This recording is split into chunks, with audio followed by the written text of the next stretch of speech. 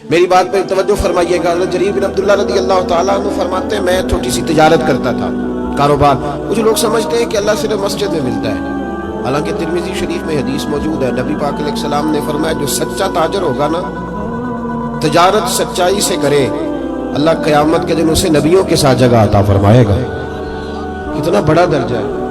حضرت معروف کرخی رحمۃ اللہ تعالیٰ علیہ کے زمانہ مبارکہ میں کچھ لوگ آپ کی خدمت میں آئے کہ حضور بارش نہیں ہوتی، دعا کر دیں.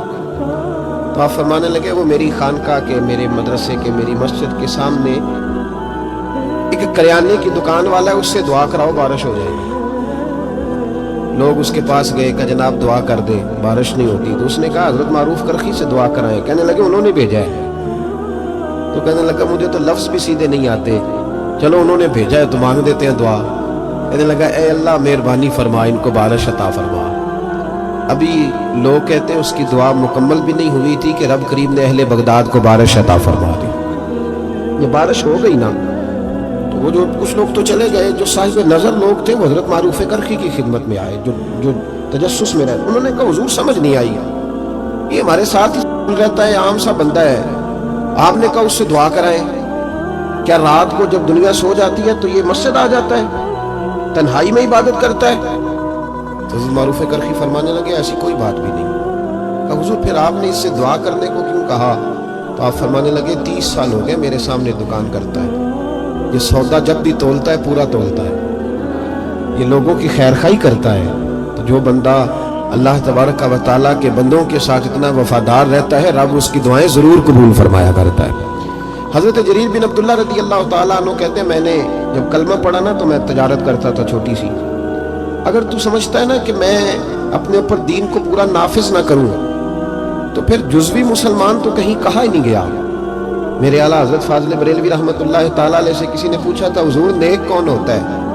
تو اعلیٰ حضرت فرمانے لگے جس کی تنہائیاں صاف ستھری ہوتی، جو اکیلے میں اللہ سے ڈرتا ہے، جو تنہائی کے اندر صاف ستھرا ہوتا ہے. محفل میں تو میری طرح سارے سچ سمجھ کے جاتے ہیں. فرمایا جو اکیلا بیٹھا ہو اور اس پر اللہ کا خوف طاری ہو وہ اصل میں نیک بندہ ہوتا ہے. میرے بھائی حضرت جریر بن عبداللہ کہتے ہیں میں نے جس دن کلمہ پڑھا تو عرض کی یا رسول اللہ صلی اللہ علیہ وسلم کو نصیحت فرمائیں. نبی پاک صلی اللہ علیہ وسلم نے فرمایا الدین النصیحہ، میرا سارا دین کسی کی خیر خواہی کرنے کا نام، بھلا کر کسی کا. حضرت جریر بن عبداللہ نے وہ بات سنی اور چلے گئے. کہتے میں پہلے دن گیا، اس ذوالغابہ کے اندر یہ چیز روایت موجود ہے. کہتے میں پہلے دن گیا، ایک یہودی سے میں نے گھوڑا خریدا اور 3 دینار میں میرا اس کے ساتھ سودا طے ہو گیا. فرماتے ہیں جب گھوڑے کی میں نے لگام پکڑی اور میں چند قدم چلا تو وہ گھوڑا بڑے ٹھنڈے مزاج کا تھا، کی ساؤ آخی تھا پنجابی، وہ بڑا ساؤ تھا. کہتے ہیں وہ بالکل میرے ساتھ ساتھ چلنے لگا تو میں واپس پلٹا اور میں نے اس یہودی سے کہا یہ تو گھر میں بھی رکھنے کے لیے بڑا اچھا ہے، یہ تو سواری گھر میں بچوں کے درمیان بھی ٹھیک ہے. 3 دینار نہیں تو 6 دینار رکھ، تیرا مہنگا ہے. کہتے ہیں وہ آنکھیں کھول کے میری طرف دیکھنے لگا. اب میں نے دوبارہ گھوڑے پہ سواری کی، جب تھوڑا سا میں نے اس کو چلایا تو کہتے ہیں وہ تو سواری میں بھی بڑا عمدہ تھا. میں نے اس یہودی کی طرف پھر توجہ کی، میں نے کہا یار تیرا گھوڑا مہنگا ہے، تو 3 دینار اور رکھ. کہتے ہیں مجھے کہنے لگا تو وہی ہے جو پہلے آتا تھا یا تو بدل گیا ہے؟ میں نے کہا نہیں اب میں بدل گیا، اب میں وہ نہیں ہوں، اب میرے اندر تبدیلی آ گئی، مجھے کسی نے بدل دیا ہے. کچا رنگ للاری والا جڑا چڑھدا لیندا رہندا، اے عشق تیرے دا رنگ محمد چڑھ جائے پھر نہیں لیندا، میں بدل گیا ہوں. کہتے ہیں کہ بات تو بتاؤ. تو فرمانے لگے یار میں تجھے اگر 9 دینار دے کے بھی منڈی میں جاؤں گا تو میرا وہاں پھر بھی 12 کا بکے گا، تو اگر 3 دینار اللہ مجھے اس میں سے پھر بھی دے دے گا تو میں تیرے 6 کیوں رکھوں، تو رکھ. تو یہودی کہنے لگا جناب آپ بتائیں تو صحیح آپ کیسے بدلے؟ تو فرماتے میں نے اس سے کہا کہ بدل اس طرح گیا ہوں کہ میں نے مدینے والے محبوب کا کلمہ پڑھ لیا ہے اور میرے نبی پاک صلی اللہ تعالیٰ علیہ وسلم نے مجھ سے فرمایا ہے کہ لوگوں کی خیر خواہی کرنا، بھلا کرنا، کسی کا نقصان نہ کرنا، کسی کے ساتھ زیادتی نہ کرنا، کسی کو لوٹنا نہ. تو اب میں بدل گیا ہوں، میرے اندر انقلاب آ گیا، اب میں شعوری طور پر ایک انسان بن گیا ہوں. کہتے ہیں یہ کہہ کے جب میں نے گھوڑے کا رخ موڑا نا تو یہودی چھلانگ لگا کے میرے پیچھے بیٹھ گیا. میں نے کہا تو کہاں جا رہا ہے؟ کہنے لگا مجھے بھی وہیں لے چل جس نبی نے تجھے بدلا ہے، میں بھی ان کی خدمت میں جانا چاہتا ہوں. ہم انقلاب لانا چاہتے ہیں تقریروں سے. جو بندہ بھی اسٹیج پہ بیٹھتا ہے نا اب تو لوگ کنٹرول ہی نہیں کرتے کہ وہ کیا کہہ رہے ہیں. ادعو الی سبیل ربک بالحکمت والموعظۃ الحسنہ، اچھے طریقے سے لوگوں کو دین کی طرف بلانا چاہیے. اور چونکہ ہمارے ہاں یہ سٹیٹس بھی نہیں ہے کہ کس نے بیٹھنا ہے اور کس نے نہیں بیٹھنا، لہذا میری طرح جو بھی بیٹھ جاتا ہے سب سے نیک وہی ہوتا ہے. باقی وہ نہ اس سے پہلے کوئی اچھا آدمی گزرا ہوتا ہے معاذ اللہ، اور نہ اسے اپنے معاصرین میں کوئی نظر آتا ہے، اور بعض والے تو ویسے نہیں نہ اچھے ہوتے. تو بھائی یاد رکھیں، انقلاب صرف تقریروں سے نہیں آتا، عمل دیکھتے ہیں لوگ. اعلیٰ حضرت فاضل بریلوی کے چھوٹے صاحبزادے تھے حضور مفتی اعظم ہند، تو کسی شخص نے ان سے پوچھا کہ حضور کیا مطلب ہے؟ تھوڑی دیر لوگوں کا دوستانہ رہتا ہے پھر ٹوٹ جاتا ہے. تو آپ فرمانے لگے جب تک تو لوگ باتیں سنتے ہیں تب تک تو لوگ ساتھ رہتے ہیں، اور جب تھوڑا سا عمل دیکھنے لگتے ہیں پھر پیچھے ہٹنے لگتے ہیں، پھر وہ بیک ہونے لگتے ہیں. اسی لیے تو محبوب نے فرمایا کسی کو پرکھنا ہو تو لین دین کر کے دیکھ، اس کے ساتھ سفر کر کے دیکھ، وقت بتا کے دیکھ، پھر تجھے پتا چلے. میلاد ایک انقلاب ہے، بدل جانے کا نام ہے.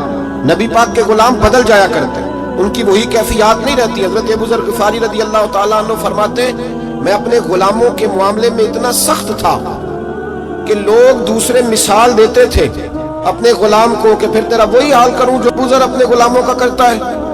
اتنا میں سخت مارتا تھا. ہم بھی بڑے ڈکٹیٹر ہوتے ہیں نا اپنے ہاں، کہتے ہیں جی میرے آگے کوئی نہیں بولتا جی، کسی کی ضرورت ہی نہیں جی، بالا دی کی مجال ہے، انہوں نے اما دی کی ضرورت ہے. اور بھائی ایسے نہ کر. دنیا میں سب سے خوبصورت شخص وہ ہوتا ہے جس کو لوگ اپنا دکھ بتانا آسان سمجھتے ہیں، جس کے لوگ قریب جاتے ہیں. تو کس طرح کا بن گیا ہے کہ تیرے اپنے بھی تیرے قریب نہیں جاتے، اور پھر تو اپنی تعریف کر رہا ہے. دنیا میں بہترین شخص وہ ہوتا ہے جس تک لوگوں کی رسائی آسان ہوتی ہے، جس کو لوگ اپنی بات آسانی سے بتا سکیں، وہ سمجھے کہ یہ ہمارا مداوع کرے گا. حضرت ابو ذر غفاری کہتے ہیں بڑا سخت تھا. جس دن میں کلمہ پڑھنے آیا نا تو محبوب تو جاننے والے ہیں نا، وَعَلَّمَكَ مَا لَمْ تَكُنْ تَعْلَمُ، حضور کو تو اللہ نے کنجیاں عطا فرمائی ہیں نا غیب کی. تو محبوب پاک علیہ السلام کی بارگاہ میں جب کلمہ پڑھنے حاضر ہوا تو محبوب علیہ السلام سے عرض کی حضور کوئی خاص بات؟ تو حضور نے بڑی وصیتیں اور نصیحتیں فرمائی، اور پھر میری طرف محبوب نے اس طرح دیکھا کہ میرے دل کے سارے عیب دھلنے لگے. تو محبوب فرمانے لگے تیرے لیے خاص بات ہی ہے کہ اپنے غلاموں کے ساتھ اچھا سلوک کرنا، اپنے غلاموں کے ساتھ بے خبر ہو جو غلاموں سے وہ آقا کیا ہے. اپنے غلاموں کے ساتھ جاگ رہے نا آپ لوگ، کن کے ساتھ؟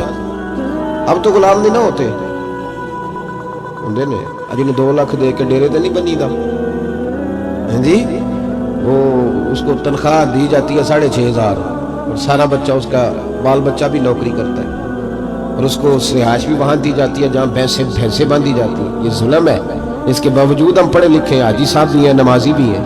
میں غور کرنا کہتے ہیں جی یہ سیانے نہیں. تو میں کہتا ہوں جب بندے کے پاس پیسے نہیں ہوتے تو عقل بھی نہیں ہوتی. جدے گھر دانے وہ دے کملے بھی سیانے، میری غربت نے کیا مجھ کو زمانے میں بدنام، تیری دولت نے تیرے عیب چھپا رکھے.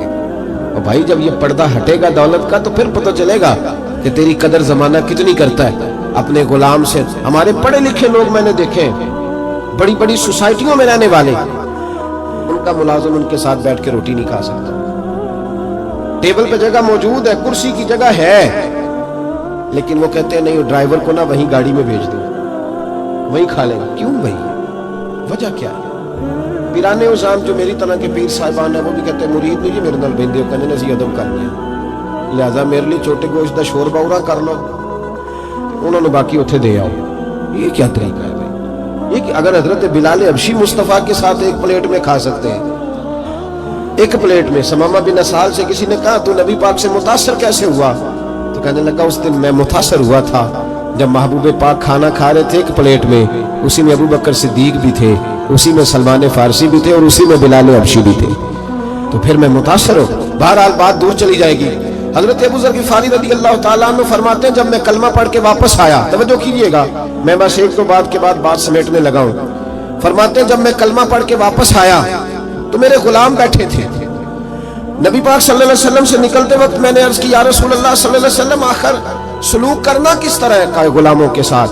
تو محبوب نے فرمایا جیسا کھانا ویسا انہیں بھی کھلانا، جیسا پینا ویسا انہیں بھی پلانا. بھئی ایسا ہو سکتا ہے کہ بندہ جیسے کپڑے خود پہنے اس کا نوکر بھی ویسے ہی پہنے؟ توجہ ہے میری بات پر؟ ہوا ایسا کبھی دیکھا آپ نے؟ لیکن حضور نے یہ بیان، بلکہ مولا علی شیر خدا کے غلام تو کہتے ہیں کہ حضرت علی ہمیں گھر لے جاتے، یہ بھی حضرت علی کی شان ہے۔ ہاں جی، یہ بھی بیان ہونی چاہیے، اور یہ نظر بھی آنی چاہیے کبھی کبھی ان کا نام لینے والوں۔ حضرت علی کے غلام کہتے ہیں میں مولا علی کے ساتھ بازار گیا تو حضرت علی نے 2 جوڑے خریدے، اس طرح ہم بھی 2 طرح کے نہیں خریدتے، ایک پہننے والا، ایک دینے دلانے والا۔ دین دو والے لہدا دے دیں، کیا بات ہے بھائی۔ حضور علیہ السلام نے یہ کہا ہے کہ مومن وہ ہوتا ہے جو اپنے لیے پسند کرے وہی اپنے بھائی کے لیے۔ تو وہ دکاندار نے بھی ایک رکھا ہوتا ہے چورا لہدا کر کے، وہ کہتا ہے دین دو والے لے لو، اور پھر اس پہ بڑے رٹے ہوتے ہیں۔ بہرحال یہ سماجی مسئلہ ہے، اس پر میں چلتا نہیں ورنہ بڑی دور تک جانا پڑے گا۔ عرض یہ کرنا چاہ رہا ہوں کہ حضرت علی شیر خدا رضی اللہ تعالیٰ عنہ کے غلام کہتے ہیں میں مولا علی کے ساتھ گیا، انہوں نے 2 جوڑے خریدے۔ ایک جوڑا انہوں نے ایسا خریدا جو بڑا مہنگا تھا، اور ایک وہ خریدا جو بڑا سستا تھا۔ فرماتے میں سمجھ گیا کہ وہ سستا میرے لیے ہے اور جو قیمتی ہے وہ شیر خدا پہنیں گے۔ لیکن فرماتے ہیں جب واپس آنے لگے اور ایک جگہ سے جدا ہونے لگے، مجھے اپنے حجرے میں جانا تھا، حضرت علی کو اپنے حجرہ مبارکہ میں جانا تھا، تو شیر خدا نے جب مجھے جوڑا تھمایا تو وہ تھمایا جو مہنگا تھا۔ میں نے عرض کی حضور یہ کیا ہے؟ آپ فرمانے لگے میں بوڑھا ہوں تو جوان ہے، تیرے اوپر یہ زیادہ جچے گا۔ یہ بھی سنت ہے، یہ بھی طریقت ہے، یہ بھی حضرت مولا علی سے ثابت ہے کہ خود جوڑا سستا پہننا اور غلام کو مہنگا پہنوانا، یہ بھی ثابت ہے، یہ بھی طریقہ میرے محبوب پاک کا، اسے بھی کبھی اپنانا چاہیے۔ حضرت ابو ذر غفاری رضی اللہ تعالیٰ عنہ فرماتے ہیں جب یہ بات سن کر میں واپس آیا، میرے غلام بیٹھے ہوئے تھے، میں نے ان سے کہا کھانا بنواؤ۔ کہتے ہیں کسی غلام کی ضرورت نہیں تھی کہ وہ میرے سامنے کبھی سیدھا کھڑا بھی ہو سکے۔ آج میں نے کھانا بنوایا، دسترخوان لگا، غلام بیٹھ گئے، میں بھی بیٹھ گیا۔ فرماتے ہیں جب ان سب کو بٹھا کے میں اپنے ساتھ کھانا کھلانے لگا تو ان کو روٹی اٹھاتے تو ان کے ہاتھ کانپتے، وہ ڈرتے۔ میں نے کہا ڈرتے کیوں ہو؟ وہ کہنے لگے حضور آپ تو بڑے سخت ہیں، تو ساتھ بٹھا کے روٹی۔ حضرت ابو ذر غفاری رو پڑے، فرمانے لگے سخت پہلے تھا، اب سخت نہیں ہوں۔ غلام کہنے لگے کیوں؟ فرمانے لگے اب رحمت للعالمین نبی کا کلمہ پڑھ لیا ہے، اب وہ سختی نکل گئی۔ ہماری بھی سختی ہے غریبوں کے حق میں، امیروں کے حق میں نہیں ہے۔ غصہ بڑا سمجھدار ہے، بڑا سیانا ہے، ماڑے پہ آتا ہے، تگڑے پہ بالکل نہیں آتا، بڑا عقل مند ہے، دانا قسم کا غصہ ہے۔ تو بھائی میلاد ایک انقلاب۔ حضرت عمر فاروق رضی اللہ تعالیٰ عنہ کی ایک لونڈی ہے، وہ کہتی ہے جب میں نے کلمہ پڑھا اور فاروق اعظم کو پتہ چلا تو مجھے الٹا لٹکا کے مارتے تھے۔ عمر سخت گیر آدمی، اور اتنا مارتے تھے کہ تھک جاتے تو پانی منگواتے، لیکن وہی عمر ہے جب کلمہ پڑھ گئے تو انقلاب آ گیا، پھر وہ بدل گئے۔ اگر تو بدلا ہی نہیں، اور یاد رکھے جو لوگ صرف کال کے ہوتے ہیں نا، صرف باتوں کے حد تک، ان کا اپنا ضمیر بھی مطمئن نہیں ہوتا۔ 2 کشتیوں کا مسافر خود بھی بے چین رہتا ہے۔ جب انسان عمل کرنا شروع کر دیتا ہے تو سب سے پہلی نعمت اللہ اسے دیتا ہے کہ اس کے دل کو سکون عطا فرماتا ہے۔ وہ شخص سب سے پہلے خود ٹھنڈا ہوتا ہے، اس کی روح ٹھنڈی ہوتی ہے۔ حضرت عمر فاروق رضی اللہ تعالیٰ عنہ ایک وہ زمانہ تھا، اور جب کلمہ پڑھا تو پھر ایک اور زمانہ آیا جس کو صاحب طبقات نے لکھا ہے حضرت عمر دور خلافت ہے، امیر المومنین ہے، ڈنکا بجتا ہے، زمین کو درہ مارے تو پانی واپس کرتی ہے۔ حضرت عمر کے نام کا نعرہ لگتا ہے تو کیسر و کسرا کانپ جاتے، دبدبا ہے، تن تنا ہے، لیکن وہی عمر ہے۔ چہرے پہ نقاب ڈال کے ایک دروازے کے آگے سے گزرے ہیں تو ایک بوڑھی اماں پریشان بیٹھی ہے۔ غلام سے کہتے ہیں اماں پریشان لگتی ہے۔ اس نے کہا حضور پوچھ لیں، اماں اجازت دو تو اندر آ جاؤں۔ اماں کہنے لگی جاؤ اپنا کام کرو۔ کہا نہیں مہربانی کرو۔ عمر نے منت کی، گزارش کی، اندر تشریف لائے۔ اماں پریشان ہو؟ تو بوڑھی اماں بول پڑی، کہنے لگی بڑا شکوہ ہے عمر سے، میں بوڑھی بھی ہوں، بیوہ بھی ہوں، بے اولاد بھی ہوں، 25 دینار قرضہ چڑھ گیا، 3 دن سے بھوکی ہوں، عمر نے میرا حال نہیں پوچھا۔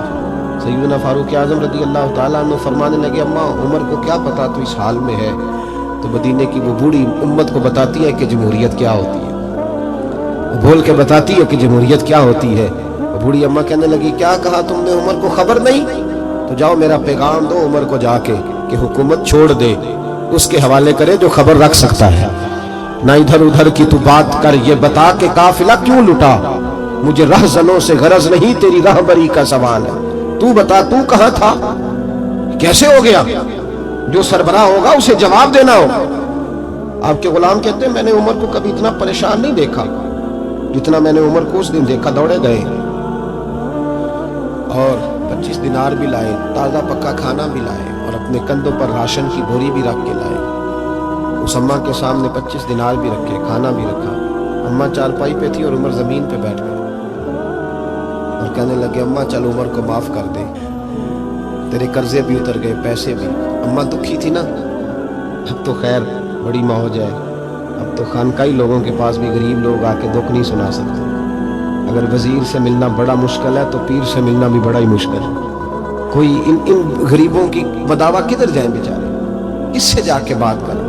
کہتے ہیں مختصر سی بات کرو, حضرت بڑے نازک مزاج ہیں, زیادہ بات نہ کرنا, سن نہیں سکتے.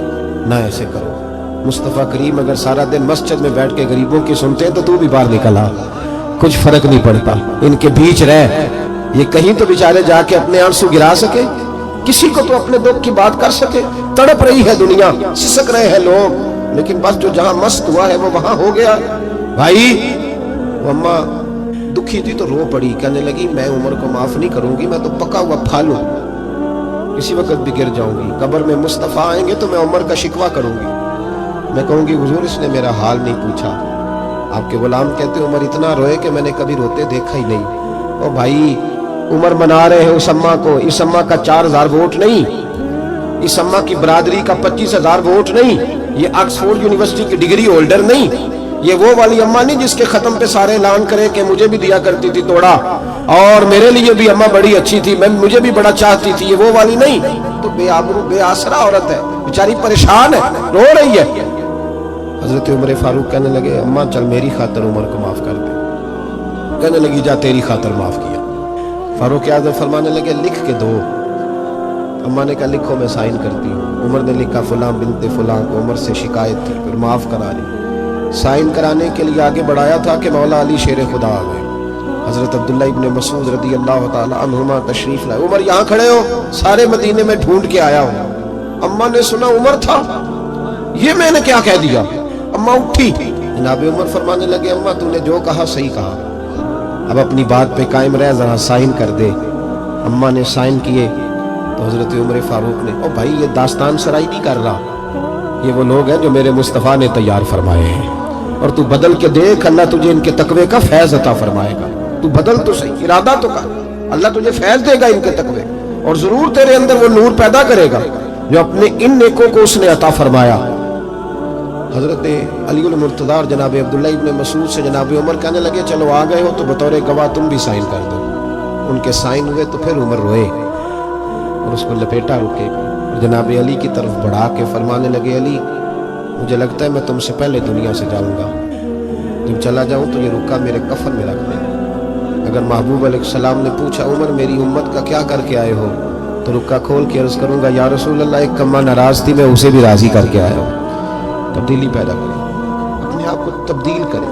ہمیں پتہ ہوتا ہے اتنے نماز فرض ہے, اس کے لیے PhD کرنے کی ضرورت نہیں, ماں باپ کا ادب کرنا چاہیے, اس کے لیے MPhil کا مقالہ لکھنے کی ضرورت نہیں, یہ حلال ہے یہ حرام ہے اس کے لیے MBA یا BBA کرنے کی ضرورت نہیں, یہ ہمیں ویسے بھی پتہ ہے, ہم جانتے ہیں یہ مشکوک ہے, اس کے لیے ہمیں M.Com کی ڈگری حاصل کرنے کی حاجت نہیں.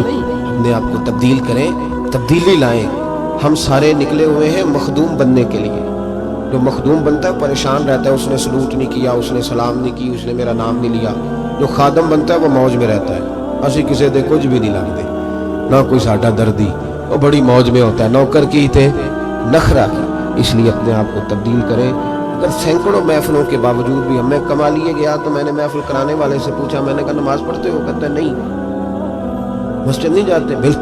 بالکل نہیں. تو میں نے کہا اس محفل کو کیا سمجھتے ہو تم؟ وہ رسم ہے. کیا مطلب ہے ان چیزوں؟ یہ رسومات ہیں, ٹھیک ہے ادا کی چھٹی. محفل تو انقلاب کا نام ہے. حضور غوث اعظم رضی اللہ تعالیٰ عنہ کی محفل ہوتی تھی تو ایک ایک محفل میں سینکڑوں لوگ توبہ کر جایا کرتے. تو انقلاب ہے. تم نے کیا حاصل کیا؟ اور اگر تم نے حاصل نہیں کیا تو آگے تم لوگوں کو کیا دو گے؟ اس سے تبدیلی لائیں. اگر آپ بدل جائیں نا, محفل سے اٹھ کے جائیں اور کہیں میں نے داڑھی رکھ لی, میں نمازی ہو گیا, تو انشاءاللہ کسی اور کے دل میں بھی شوق پیدا ہوگا کہ مجھے بھی کرانی چاہیے. اور جو نہیں آئے تھے انہیں بھی ذائقہ پیدا ہوگا کہ ہمیں بھی اس طرف توجہ کرنی چاہیے. اللہ سجانے والوں کو, آنے والوں کو برکات عطا فرمائے.